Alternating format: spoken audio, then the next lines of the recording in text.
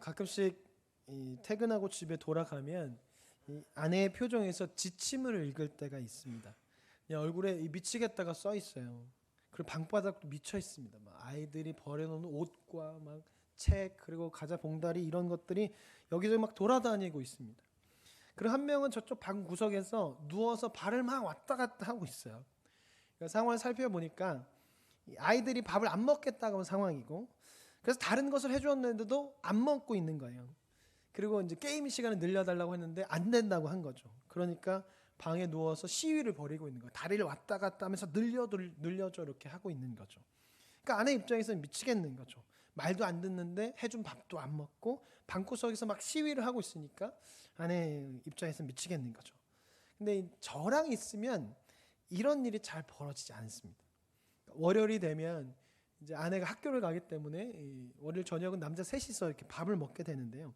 근데 이때는 이런 일이 잘 벌어지지 않아요. 아이들이 밥도 잘 먹고요. 그리고 투쟁도 하지 않고요. 자기네들끼리 되게 신나게 잘 놀아요. 저한테 말을 걸지도 않고 잘 놀아요. 알아서 잘해요. 그러다 이제 저녁이 되면 아내가 들어옵니다. 그러면 갑자기 애들이 바뀌어요. 갑자기 시위를 하기 시작하고 방바닥에 누워서 또다시 다리를 왔다 갔다 하기 시작해요. 이것은 아마도 아빠와 엄마의 차이가 아닐까 생각이 드는데요. 아빠는 투쟁을 받아주지 않습니다. 투쟁해봤자 소용이 없다는 것을 아이들은 알아요. 밥을 안 먹는다고 하면 먹지 마. 대신 과자도 없고 간식도 없어. 10분 줄 테니까 10분 안에 다 먹어. 안 먹으면 오늘 간식도 없어. 하고 치워버리거든요. 그러니까 아이들은 저한테 투쟁을 해봤자 시위를 해봤자 소용이 없다는 걸 알기 때문에 하지 않아요. 근데 엄마는 엄마의 마음으로 어떻게든 아이에게 그 밥을 먹이려고 하는 거죠. 그러다 보니까 어떻게든 맛있는 거 좋은 거 해 먹이려고 다른 것도 해 먹이고, 또 아이들이 시위를 하고 투쟁을 해도 그것도 받아주니까 아이들이 계속 투쟁을 하는 겁니다. 아이들 생각에 엄마는 어차피 해줄 거야. 엄마는 어차피 우리가 해달라는 거 다 해줄 거야 라는 생각을 가지고 있으니까, 그러다 보니까 엄마가 혼자 있으면 계속 시위를 하고 투쟁을 합니다. 엄마는 어차피 해줄 거라는 그 생각이 있으니까. 근데 오늘 말씀에서 이스라엘 백성들의 모습이 그랬습니다. 그러니까 하나님을 향한 생각이 그랬어요. 하나님은 어차피 해줄 거니까 라는 그런 생각을 가지고 있었습니다. 우리가 오늘 읽은 말씀은 호세아서인데요. 호세아서를 예언서라고 부르죠. 우리가 예언서를 읽기 위해서는요, 항상 선행되어야 할 것이 있습니다. 그게 뭐냐면 이 예언이 어떤 상황 속에서 쓰여졌고 어떤 상황 속에서 선포되었는지를 좀 알아야 해요. 그러니까 일반적으로 모세오경이라 불리는 창세기부터 신명기까지는 역사적인 사실과 그리고 이야기체로 기록되어 있기 때문에 우리가 이해하기 되게 수월해요. 근데 시편이나 예언서 같은 경우는 역사적인 사실이나 이야기체가 아니라 어떤 시의 형태로 기록됐거나 은유적으로 기록되어 있기 때문에 배경 없으면 이해하기가 어렵습니다. 그래서 그 배경을 알아야 돼요. 호세아가 도대체 어떤 상황 가운데, 그 상황 가운데 북이스라엘은 어떤 상황이 놓였기에 이런 메시지를 선포했고 이렇게 활동했는가를 좀 알아야 합니다. 일반적으로 호세아가 활동한 시기를 주전 8세기로 보는데요. 주전 750년부터 725년까지 북이스라엘에서 활동한 예언자가 호세아입니다. 그러니까 호세아는 북이스라엘이 막 성장하고 엄청나게 부유했던 시절도 보았고, 그리고 막 쇠퇴해서 어려움을 겪는 그런 거의 멸망 직전까지 상황을 보았던 선지자가 호세아입니다. 이런 호세아가 활동한 시기를 1장에서 설명하고 있는데요. 1장에 보면 남유다에는 우시아와 그리고 요담과 아하스 그리고 히스기야가 왕으로 있을 때 활동했고, 북이스라엘은 여로보암이 왕으로 있을 때 활동했습니다. 근데 놀라운 게 뭐냐면요, 이 남유다 왕이 4번이나 바뀔 동안 북이스라엘 왕녀 1명밖에 없었어요. 여로보암 혼자서 다스렸다는 거죠. 이 여로보암이 무려 41년 동안 북이스라엘을 다스렸어요. 근데 보통 북이스라엘은요, 왕조가 자주 바뀌었습니다. 계속 살해하고 해서 왕조가 자주 바뀌었어요. 남유다는 단일 왕조거든요. 다윗 왕조가 계속 이어져 왔는데 북이스라엘은 그렇지 않고 계속 죽고 죽이는 일, 내전이 자주 일어났는데 여로보암 시대 때는 그런 것이 없고 41년 동안 나라를 계속 통치했다는 것은 이 나라가 잘 살고 있다는 것이죠. 여로보암 시대 때는 상업과 무역이 활발하게 이루어졌대요. 그러다 보니까 이 정치인들과 부유한 상류층들이 많이 나타났습니다. 그것을 통해서 많이 돈을 벌어들인 거죠. 그래서 어떤 학자는 그런 이야기를 합니다. 이 여로보암 2세 때 이 북이스라엘은요, 다윗과 솔로몬의 그 황금 시대를 견줄 만큼 번영했다라고 이렇게 말합니다. 엄청나게 잘 살았다는 거죠. 근데 부유함과 이 상업과 여러 가지 것들이 활발하게 이루어지다 보면 반드시 따라오는 것이 있는데 그 뭐냐면 바로 빈부의 격차와 우상 숭배 그리고 음란함입니다. 그러니까 북이스라엘은 상업과 무역이 활발하게 되면서 상위 무유층과 그리고 이것을 이용하는 정치인들이 나타나기 시작했어요. 그러니까 여러 농작물들이 수확된 것을 막 수출하면서 돈을 벌어들였는데 그 과정에서 상인들이 농민들을 괴롭히고요. 농민들을 채무 노예로 만들어 버렸습니다. 그렇게 해서 부자들은 더욱더 부자가 되고 그리고 불의와 사치를 일삼고 상류층 중심의 사회 경제 구조를 만들어 버렸어요. 정치인들과 짜고선. 그러니까 가난한 자는 계속 가난한 겁니다. 농민들은 계속 피땀 흘리지만 돈을 벌 수가 없고 계속 노예로 살아가는 그런 일들이 계속 벌어진 것이죠. 계속 압제를 당하고 폭력에 시달렸습니다. 그리고 부유한 사람들은 계속 잘 살고 그런데 음란화에 빠지고 우상을 숭배하며 살아갔어요. 그럼에도 여로보암 2세 때 이 북이스라엘이 아이러니하게도 너무나 잘 살았습니다. 그런데 반대로 종교적으로는 너무나 타락했고 하나님의 말씀을 떠나 살던 시기가 여로보암 2세 때 살던 이스라엘의 모습이었습니다. 그래서 하나님께서 호세아를 통해서 그 모습을 보여주기 위해서 호세를 부르세요. 그러니까 그냥 말하면 안 되니까 말씀을 선포할 뿐만 아니라 호세아의 삶의 모습을 통해서 지금 너희가 이런 상태야 라는 것을 보여주기 위해서 호세아를 부르시고 호세아 삶으로 그들의 모습을 보여주시는데 그 내용이 호세아서 1장부터 3장까지 내용입니다. 하나님께서 갑자기 호세를 부르세요. 그리고 음란한 여인 고멜에게 찾아가서 결혼하라라고 하고 자녀를 낳으라고 말씀하십니다. 그래서 호세아가 고멜하고 결혼해서 아이를 낳아요. 그런데 그 아이의 이름을요 하나님께서 지어주시는데 화면 넘겨주시면 첫째 아들의 이름은 이스르엘인데 그 뜻이 하나님께서 흩어버리심이라는 뜻을 가지고 있고 둘째 아들은 로루하마 하나님께서 불쌍히 여기지 않으심이라는 뜻을 가지고 있고 세 번째 아들은 내 백성이 아님이라는 뜻을 가진 로암미입니다. 보통 아들의 이름을 이렇게 짓지 않죠. 되게 좋게 짓습니다. 저의 이름은 다섯오의 착한 son으로 5명의 착한 아이라는 뜻을 가지고 있어요. 오자 돌리면 어쩔 수 없이 하지만 좋게 이름을 짓습니다. 다 되게 좋아요. 저희 첫째 아들은 혁주, 빛날 혁의 주인주라서 주님을 빛내라, 빛나는 주님 이런 뜻을 가지고 있습니다. 그러니까 되게 좋은 뜻을 가지고 이름을 짓는데 지금 하나님께서 이름을 지어주셨는데 정말 안 좋은 이름을 지어주셨어요. 왜냐하면 지금 하나님께서 이제 이렇게 하실 거다. 지금 너희의 모습이 이렇다라는 것을 보여주기 위해서 이름을 지었어요. 이스라엘 백성의 모습은요 지금 하나님의 백성의 모습이 아니었거든요. 그래서 말씀하신 거예요. 너희는 내 백성이 아니야. 그래서 나는 너희를 불쌍히 여기지 않을 거고 너희를 흩어버릴 거야 라고 말씀하시는 거죠. 근데 이런 경고에도 불구하고요 이스라엘이 돌이키지 않아요. 왜냐하면 이스라엘은 너무나 잘 나갔거든요. 돈도 많았고 부유했고 막강했거든요. 그러니 자신의 모습을 보지 못하고 하나님의 말씀을 듣지 않고 들리지 않았습니다. 그래서 하나님의 경고가 여기서 끝나지 않고요. 이제 호세아와 결혼한 고멜을 통해서 다시 한번 경고하시는데요. 호세아의 아내였던 고멜이 다른 남자와 바람을 피기 시작합니다. 호세아가 가져다 준 것을 가지고 어떻게 하냐면 다른 남자에게 줘요. 다른 남자에게 갖다 바치고 다른 남자와 쾌락을 누르는데 그것을 사용합니다. 그리고 결국에 가출을 해요. 그리고 그 남자 집에서 살아가요. 호세아는 열심히 고멜을 위해서 살아갔는데 고멜은 그것을 가지고 다른 남자와 바람을 폈고 호세아가 가져온 것을 가지고 그 남자에게 갖다 바치며 그 남자 집에서 살아갔어요. 지금 이스라엘 모습이 이렇다라는 것을 보여주기 위해서 하나님께서 그렇게 허락하신 거죠. 남편과 아내 바람 피운 것을 통해서. 지금까지 이스라엘이 이렇게 부유하고 부강하게 될 수 있었던 것은 하나님께서 그 모든 것을 허락하신 것인데 이스라엘이 그것을 가지고 자꾸 우상하게 가는 것이죠. 그 모든 것을 가지고 자신의 쾌락을 위해서 사용한 거예요. 마치 이 고멜이 호세아가 가지고 온 것을 가지고 다른 남자에게 가서 바치고 그 남자와의 쾌락을 위해서 보내는데 쓴 것처럼 이스라엘이 지금 그렇게 하고 있었다는 거죠. 그렇다 보니까 호세아는 선포하는 말씀뿐만 아니라 자신의 삶의 힘든 삶을 통해서 이스라엘 백성들에게 보여줘야 했던 거죠. 지금 이스라엘이 얼마나 심각한 상태인지를 보여주기 위해서. 그런데 이들에게는 이것도 들리지도 보이지도 않았어요. 왜냐하면 그들은 여전히 잘 먹고 잘 살고 있었기 때문에 호세아의 모습과 호세아의 말씀이 들리지 않았습니다. 그러니까 이스라엘 악행은 계속 되는 거예요. 특히 부유층의 악행이 너무나 계속 끊임없이 계속 되었는데요. 그러니까 왕과 왕족들 그리고 관리들의 악행이 계속 되었고 심지어 이 제사장들까지도 악행을 저질렀습니다. 하나님과 사람을 연결시켜주면서 하나님께 날마다 예배를 드리는 자들이요. 자신의 직무를 잊은 채 우상에 빠지고 쾌락에 빠지고 그리고 돈에 빠져 살아가는 모습을 나타냈습니다. 그러니까 돈을 위해서 사람을 없애는 일을 제사장이 했어요. 그러니까 오늘날 제사장은 목사죠. 목사들이 돈을 위해서 막 사기를 치고 돈을 위해서 나쁜 짓을 하고 돈을 위해서 막 사람을 없앤다고 하는 것이 지금 이때 제사장의 모습이에요. 제사장이 그러니 뭐 백성들의 모습은 말할 필요 없는 것이죠. 그러다 보니까 하나님께서 호세아에게 계속 말씀하신 거예요. 이스라엘 모습이 하나님의 백성의 모습이 아니거든요. 근데 이런 상황 가운데 여로보암 2세가 갑자기 죽게 됩니다. 그러면서 이스라엘 정세가 완전히 꺾여요.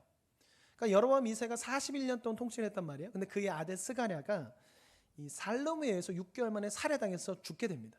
그리고 이 살룸은 무나임에 의해서 1개월 만에 살해를 당해서 죽게 돼요. 갑자기 내분이 일어나는 거죠. 죽고 죽이는 일이 다시 벌어졌어요. 또한 그런 가운데 주변 국가의 침공이 시작되었고, 그리고 아수르가 세력을 확장하게 되면서 점점 들어오면서 가나안 땅으로 점점 들어오면서 북이스라엘 위협을 가하기 시작해요. 한순간에 갑자기 나라가 난리가 난 거죠. 이런 상황 가운데 오늘의 말씀이 나오게 된 것인데요. 근데 오늘 우리가 읽은 말씀 1절부터 3절까지 이 고백을 여러 가지 고백으로 봅니다. 그러니까 여러 가지 견해가 있는데 크게 두 가지 견해예요. 하나는 이스라엘 백성들이 한 고백이다라고 보는 견해가 있고, 두 번째는 이 고백이 호세아 선지자가 이스라엘 백성에게 한 고백이다라고 그렇게 보기도 합니다. 근데 둘 다 메시지는 비슷해요. 첫 번째 1절부터 3절까지는 이스라엘 백성들이 한 고백으로 본다면 이것은 거짓 회개라고 그렇게 보는 것이고요. 1절부터 3절까지의 이 고백을 호세아가 한 고백으로 본다면 호세아가 이스라엘 백성을 향해서 계속 회개의 메시지를 선포하는 거예요. 우리가 돌아가자. 하나님을 잘 알자. 그래서 하나님의 백성답게 살아가자. 그렇게 살아가면 하나님께서 우리를 보호해 주실 거야. 그러니 빨리 회개하고 하나님께 돌아가자라고 그렇게 선포하는 것이 호세아가 한 말이라고 보는 그런 견해입니다. 둘 다 뭐 메시지는 비슷하게 나올 수 있는데 저는 오늘 말씀에서는 첫 번째 입장을 통해서 함께 말씀을 나누려고 합니다. 즉 1절부터 3절까지가 이스라엘 백성이 한 고백이지만 이 고백이 가짜의 고백이라는 그 입장에서 말씀을 나누려고 하는데 1절부터 3절까지 말씀을 같이 한번 화면을 통해서 읽어보겠습니다. 자, 시작.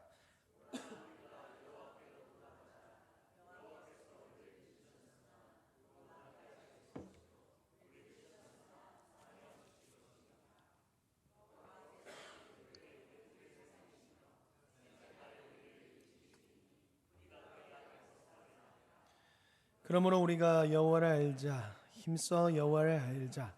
그의 나타나심은 새벽빛같이 어김없나니 비와 같이 땅을 적시는 늦은 비와 같이 우리에게 임하시리라 하니라. 이 내용만 보면 정말 엄청나게 좋은, 믿음이 좋은 사람의 고백이고 하나님 너무나 잘 알고 있는 사람처럼 보이는 그런 고백을 하고 있어요. 내용이 이런 거죠. 우리가 여호와께 돌아가야 한다. 지금 우리가 고통 가운데 있지만 그 고통을 하나님께서 낫게 하실 겁니다. 우리를 고쳐주실 겁니다. 우리 주님께서 곧 우리를 살리실 겁니다. 내일이 되면 우리는 다시 하나님 앞에 설 것이고 모레가 되면 하나님 안에서 살게 될 겁니다. 그러니 우리가 여호와를 아는데 힘을 다하십시다. 매일 아침마다 아침이 찾아오는 것처럼 하나님께서 우리와 함께 하실 것입니다 라고 그렇게 말하고 있는 거예요. 정말 엄청난 고백입니다. 이 고백 놓고 보면. 그런데 문제는 이 고백이 가짜라는 거죠. 거짓 회개라는 거예요. 겉모습만 회개하는 척하는 거고, 또한 지금 당장 닥친 고난 때문에 회개하는 모습이에요. 왜냐하면요, 이들의 삶은요 이 고백과 별개로 아무 변함이 없었거든요. 하나님을 여전히 모르고 있고 하나님의 말씀을 모르는 상태로 계속 지내고 있거든요. 이스라엘은 이런 고백을 했지만 변한 것이 없고 바뀐 것이 없어요. 그것을 4절부터 나오는 그 말씀을 보면 더욱더 잘 알 수 있는데, 4절부터는 하나님께서 이스라엘을 향해서 하시는 말씀이에요. 근데 하나님께서 물으세요. 도대체 내가 어떻게 하겠니?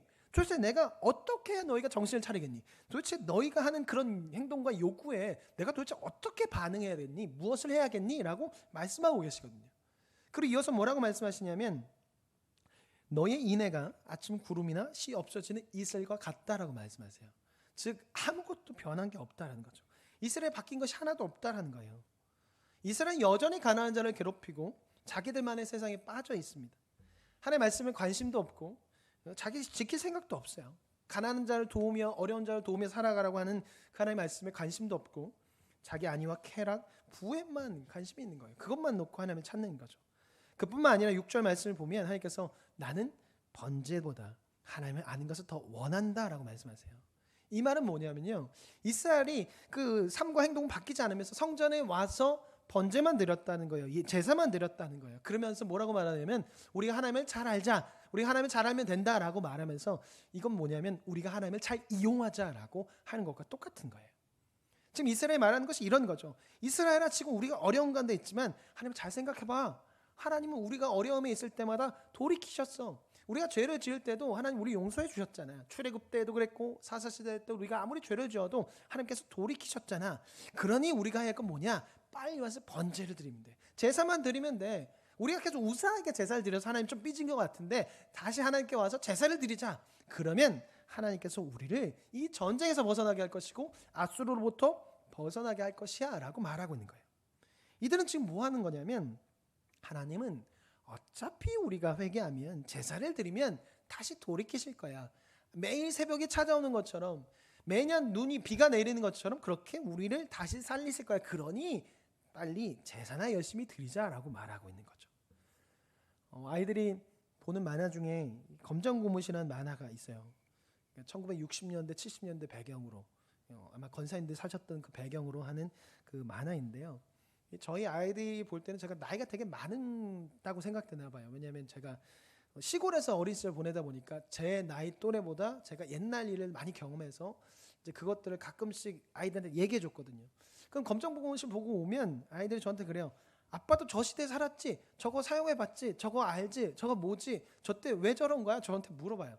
저는 그 시대에 살지 않았는데 아이들이 볼 때는 제가 나이가 굉장히 많아 보이는지 그런 이야기로 질문을 할 때가 있습니다. 근데 이 검정고무신이라는 그 만화에 보면요, 만찐두빵이라는 편이 있어요. 그러니까 만찐두빵이 뭐냐면 만두와 찐빵을 파는 집인데 이것을 옛날엔 세로로 썼잖아요. 옛날 성경도 세로 성경이었잖아요. 근데 아이들은 세로로 읽지 않고 가로로 읽는단 말이에요. 그래서 만두 찐빵을 만찐두빵으로 읽은 거죠. 근데 그렇게 읽다 보니까 그냥 그 집은 만찐두빵 집이 되었어요. 그러니까 중학생과 초등학생이 야 우리 만찐두빵집 가자라고 그렇게 되는 거죠. 그런데 그 만찐두빵 집의 주인분이 누구냐면 할머니예요. 근데 눈이 안 보여요. 잘 시력이 안 좋습니다. 그러다 보니까 잔돈을 잘못 거슬러 주는 데가 있어요.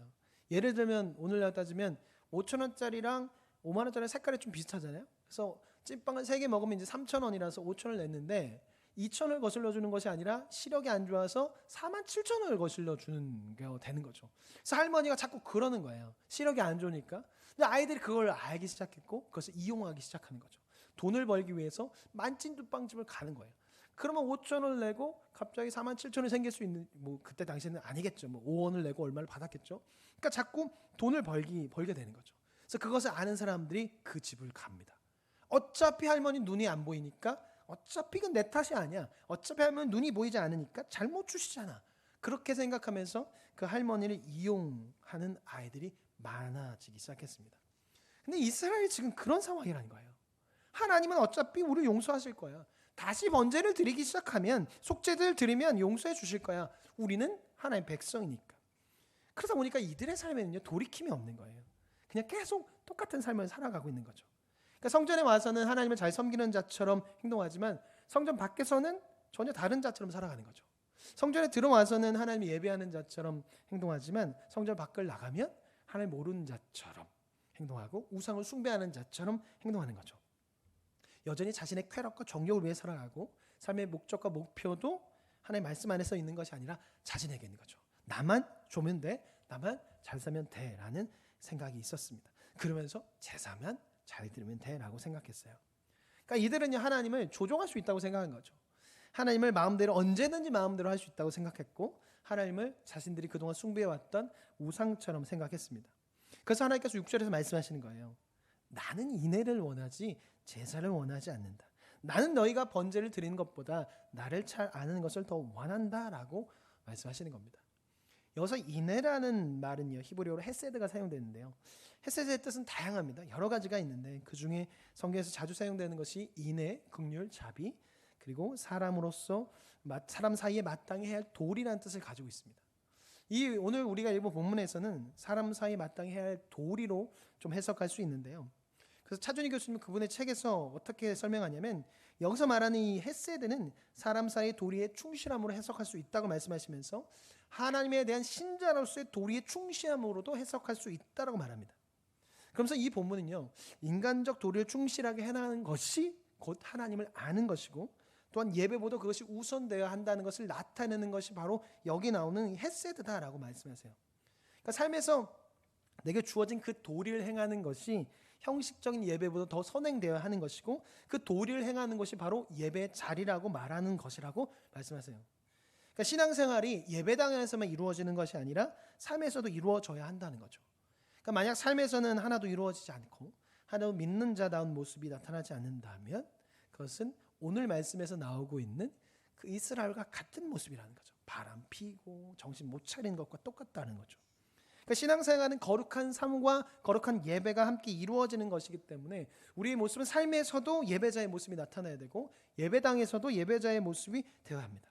그러니까 일주일에 한 번 예배당에 와서 예배 드리는 것으로만 끝나는 것이 아니라 일주일 동안 살아내는 삶 안에서도 예배를 드리는 자로서의 모습으로 살아가야 한다는 거죠. 그러니까 예배당에 와서 열심히 예배해야 돼요. 그래서 하나님의 은혜를 경험해야 돼요. 그래서 그 은혜 가지고 한 주 동안 살아내야 됩니다. 한 주 동안 그 은혜 가지고 어떻게든 예배자로 살아가야 돼요. 치열하게 싸워야 하는 것이죠. 그리고 그때 받은 상처들, 이 예배자로 살아가다 보면요, 세상에서 어려울 수밖에 없습니다.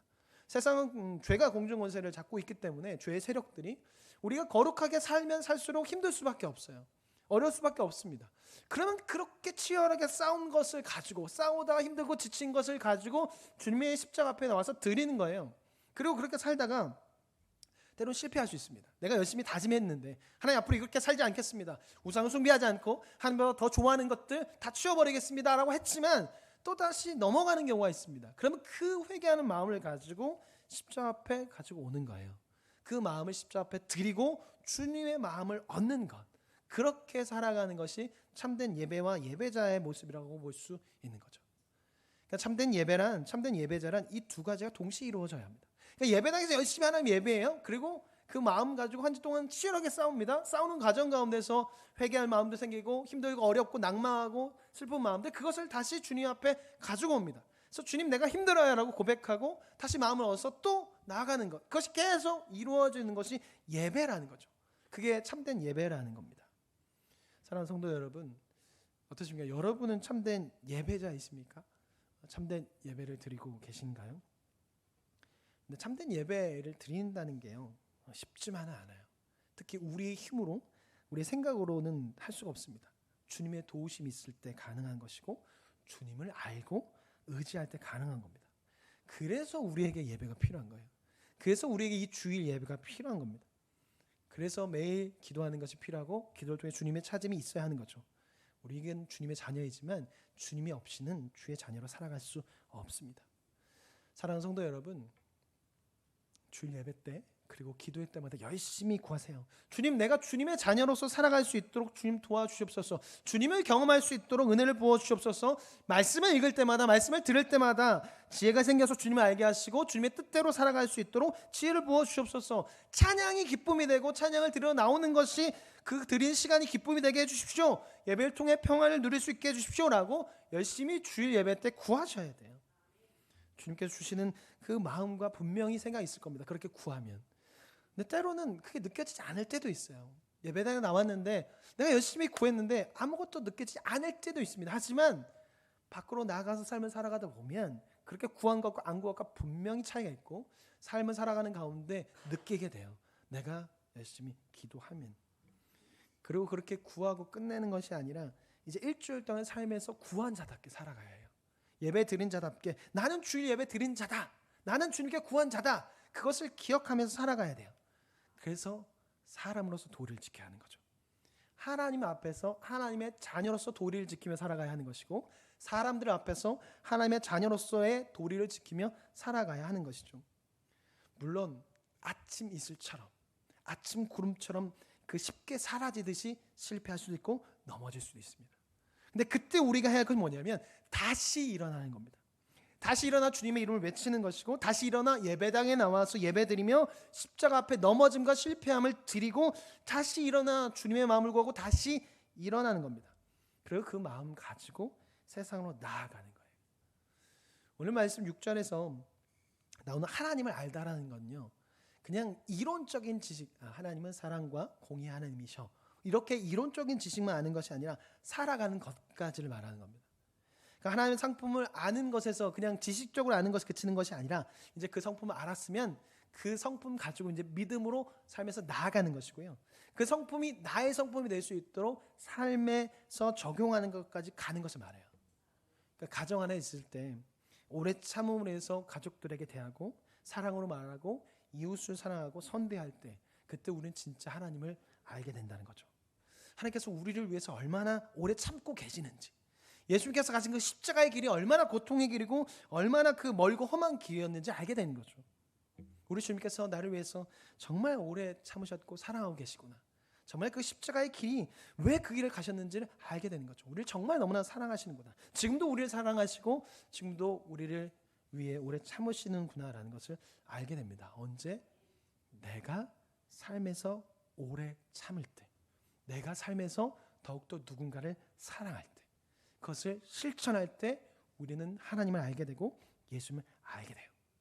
그리고 그럴 때 우리는 하나님을 아는 참된 예배자로 살아갈 수 있습니다. 그리고 이것이 진짜 하나님을 아는 거예요. 예배 드릴 때 하나님을 아는 자로서 하나님의 자녀로서의 도리를 지키며 예배 드리시고, 삶으로 살아갈 때도 하나님을 아는 자로서 하나님의 자녀로서 도리를 지키며 살아갈 수 있는 우리 모두가 되기를 예수님 이름으로 간절히 축원합니다.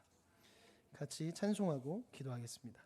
아까 불렀던 찬양 부르시면서 하나님, 오늘의 예배가 내가 은혜를 경험할 수 있도록, 그래서 주의 자녀로서 예배 드릴 수 있도록, 그리고 그 받은 마음을 가지고 삶에서 살아갈 수 있도록, 삶에서도 온전히 오래 참고 예수님처럼 사랑하며 보낼 수 있는 삶을 살아갈 수 있도록, 또한 그런 가운데 다시 주님께 나왔을 때 다시 일어날 수 있는 힘을 달라고, 날마다 주님 안에서 살아갈 수 있는 그 힘과 은혜로 인해서 삶이나 예배당에서나 온전히 주의 자녀로 살아갈 수 있게 해달라고 그런 기도하는 시간 되었으면 좋겠습니다.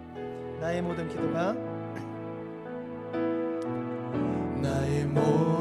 기도가 주님께 드려지는 아름다운 시간이 되게 하여 주소서. 나의 모든 찬양이 아름다운 노래가 되기를 원하나이다. 나의 모든 생각이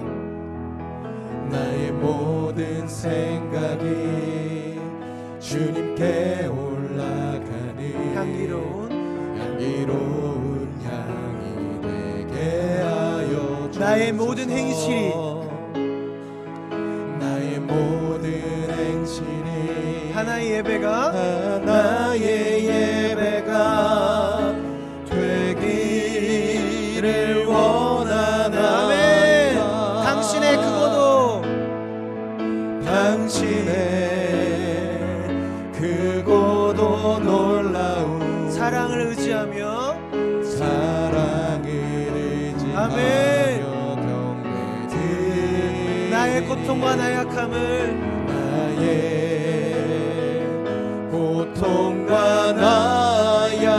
사랑으로 감싸주소서. 아멘. 감싸주소서. 전능하신 주여, 전능하신 주여, 나의 영혼을 깨끗하게 하시고, 주여 당신의 영광을 위하여 날마다 찬양하게 하여 주소서. 당신의 크고도 놀라운 사랑을 의지하며 경배드리리. 아멘. 나의 고통과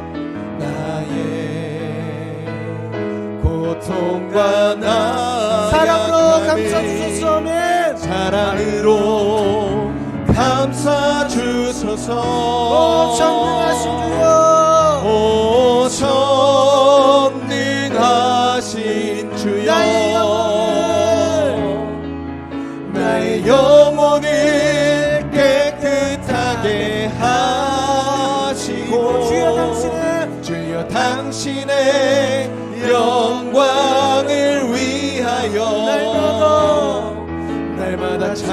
찬양하게 하여 오 전능하신 주여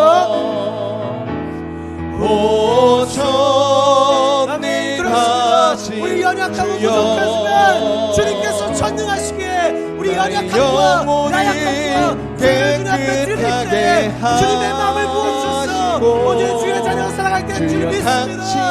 아멘. 그런 주의 영광을 위하여 아멘.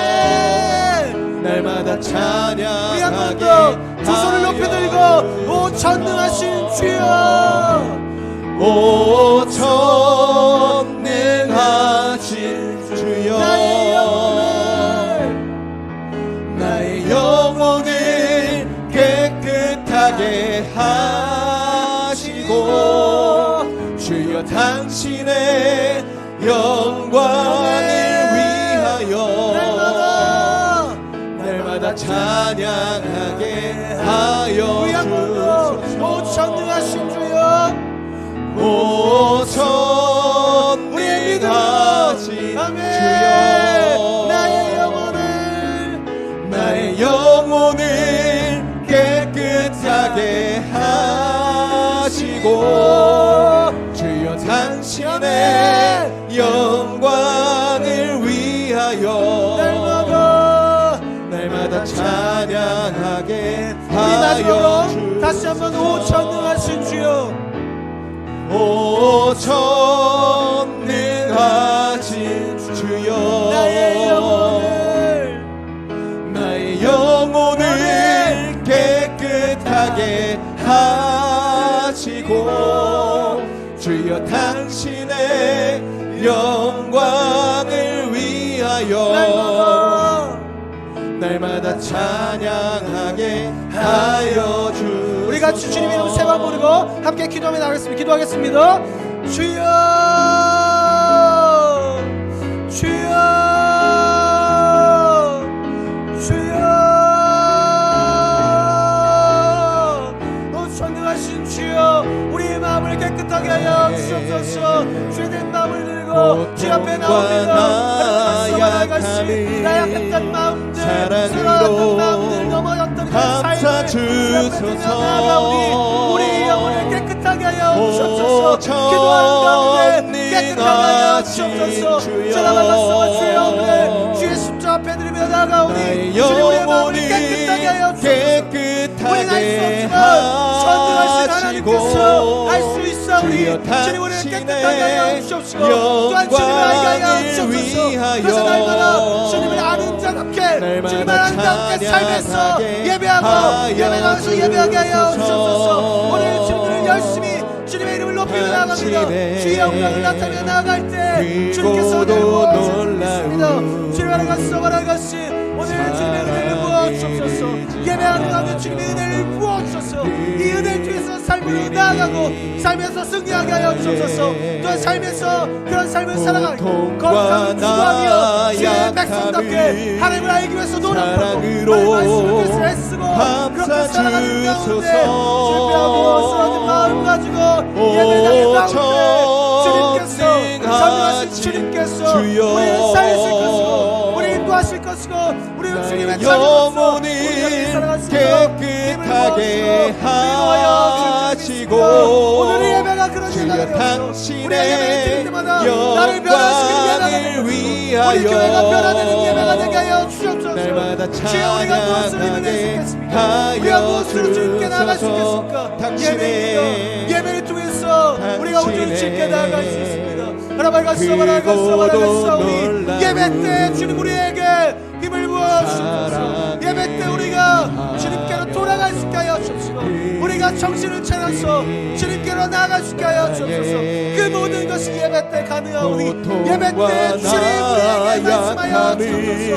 내가 언제까지 무엇을 해야 내가 너의 뜻을 무엇을 해야 내가 너의 행실과 너의 그런 요구에 내가 어떻게 하느냐 주님 내가 회개합니다. 주님 내가 회개합니다. 주님 내가 정신을 차리겠습니다.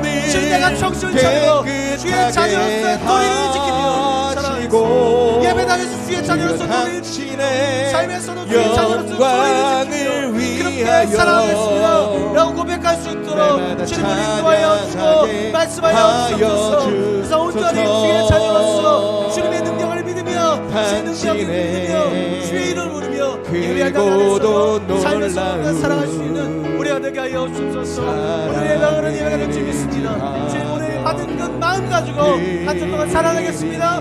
혹이나 실패할 수 있고 쉽게 사라지는 새벽 기순처럼 넘어질 수 있겠지만 그 마음 가지고 주 앞으로 나와서 다시 예배하며 다시 엎드리며 다시 무릎 꿇고 감사 주소서. 주옵소서. 오 전능하신 주여,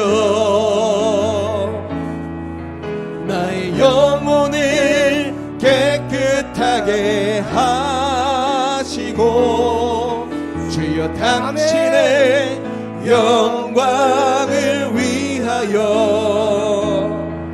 날마다 찬양하게 하여 주소서. 우리 마지막으로 오 전능하신 오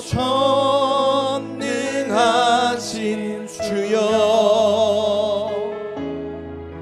나의 영혼을 깨끗하게 하시고 주여 당신의 영광을 위하여 날마다 찬양하게 하여 주소서. 사랑의 주님, 하나님께서 여전히 오래 참으시고 여전히 우리를 사랑하시기에 우리가 오늘 이 자리에 나와서 예배할 수 있음을 고백합니다.